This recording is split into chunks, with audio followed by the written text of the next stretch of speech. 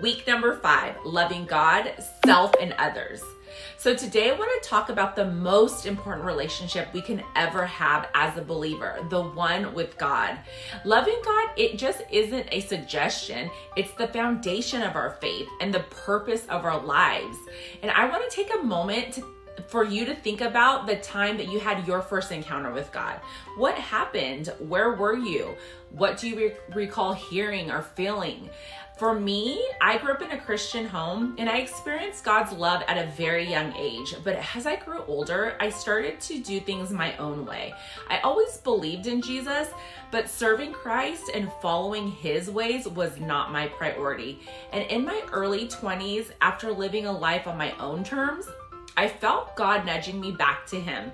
I distinctly remember the moment I surrendered. I was all alone in my car and everything in my life was going wrong. My choices, they had brought, short-term satisfaction and fun, to be honest, but ultimately led to destruction. And in that moment of surrender, calling out to God, I experienced his love and forgiveness in a way that it forever changed me. And that closeness, that connection of being forgiven and deeply loved transformed my future. And these intense encounters, they're so powerful at the time, but sometimes they could fade. And I want to encourage you to reflect on your encounter or a moment in your life that changed you. And if you haven't had an encounter yet, but desire one, you should pray and ask God to reveal himself to you. I promise you, he will. He always shows up when we seek him. Next, let's talk about loving ourselves, not in a selfish way, but as God has called us. And in Psalms 139, it says, I praise you because I am fearfully and wonderfully made. Ladies, each of you are so unique and so special. And as humans, we all find ourselves comparing ourselves to others from time to time. And all that does is rob us of joy.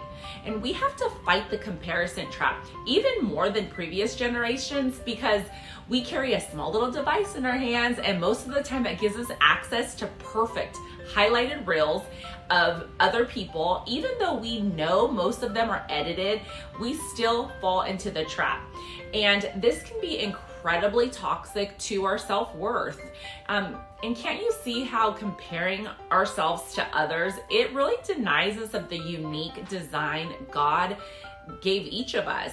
And God has specific plans for each person, and looking at someone else's path, it distracts us from walking into our own purpose. Loving ourselves means silencing the voice of comparison and embracing the truth that only God could give.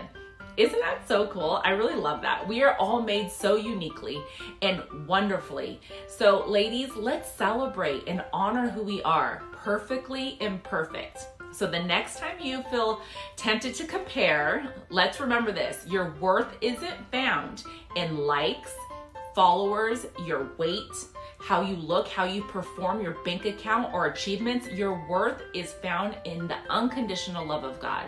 So let's focus on your plan and let him fill your heart and joy and purpose. Loving others can be so easy when that person is kind and generous and pleasant. But what about loving others when the person feels unlovable? If you've had an encounter with God and you've realized he has loved you even if you didn't deserve it, loving others, it means reflecting that same grace and kindness even when it's hard. And let's be real, it's not always easy to love someone, especially when they have frustrated you or they've hurt you. That's why we need to see others through God's eyes. When we remember that, it changes how we interact with people. So instead of focusing on their flaws, we start to see their value, their potential, and their worth as children of God. And let's talk about action, because love isn't just a feeling, it is something we do. And in 1 Corinthians 13, it gives us a blueprint of this kind of love. It's patient, it's kind, it's not self-seeking, and it keeps no record of wrongs.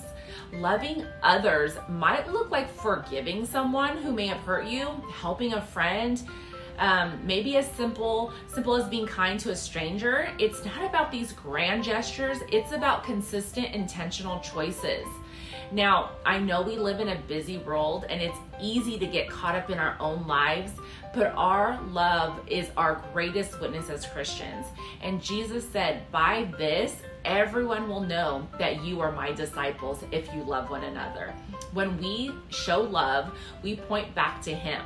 And so today I challenge you, look for ways to love others, even when it's inconvenient. Show kindness, extend forgiveness, and be the light God calls you to be. Let's make love our legacy, not just in words, but in actions.